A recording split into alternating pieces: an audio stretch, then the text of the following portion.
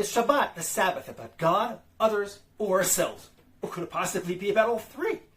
The 613 Mitzvot commandments in the Torah are often divided into two categories.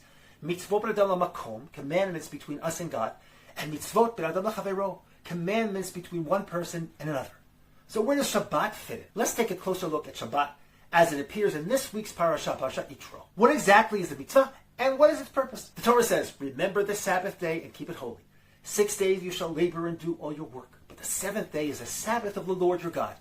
For in 6 days the Lord made the heavens and the earth, and rested on the seventh day. According to this, Shabbat is about imitating God.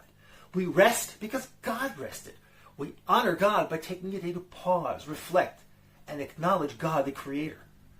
Seems pretty clear, right? Shabbat is about our relationship with God, a mitzvah bein la-makom. Where is it? In Parashat Mishpatim, which we'll read next week, Shabbat is described differently. It says, 6 days you shall do your work, but on the seventh day you shall cease from labor, so that your ox and your donkey may rest, and your servant and the stranger may catch their breath. Here, Shabbat is about giving rest to others, animals, workers, even strangers. It's not about God, it's about compassion. It's about empathy, kindness, and ensuring that everyone, even the most vulnerable, experiences rest. Thus, this version of Shabbat is a mitzvah bein le-chavero, between us and others. But wait, there's more. The 10 Commandments appear again in Deuteronomy with a twist. The Torah says, observe the Sabbath day. 6 days you shall labor, but the seventh you shall not do any work, so that your male and female slave may rest as you do.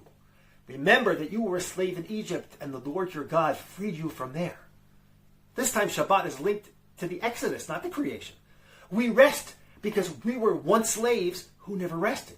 We were freed, so we must ensure that everyone is free as well, even if only for 1 day each week. But here's the kicker. By letting others rest, we're not just doing something humane, we're imitating God who freed us from slavery.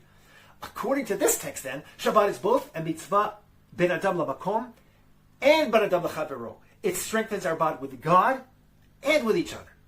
But there's still another layer. Today, in a world buzzing with noise, screens, the flood of information, and all that is going on in Israel and the Jewish world, we desperately need a break. A day to turn it all off, to disconnect from everything around us and reconnect with ourselves. Thus, Shabbat can also be seen as a mitzvah bein la-atzmo, between each of us and ourselves. It's about nurturing our souls, rediscovering our identity, and simply being, as the great philosopher A.J. Heschel said. 6 days a week we wrestle with the world. On the Sabbath we especially care for the seed of eternity planted in the soul. The seventh day is a palace in time. It is made of soul, joy, and reticence. The Sabbath is the most precious present mankind has received from the treasure house of God.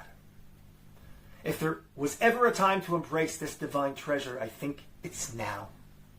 If you like this message, don't forget to like, comment, and subscribe for more videos. Shabbat Shalom.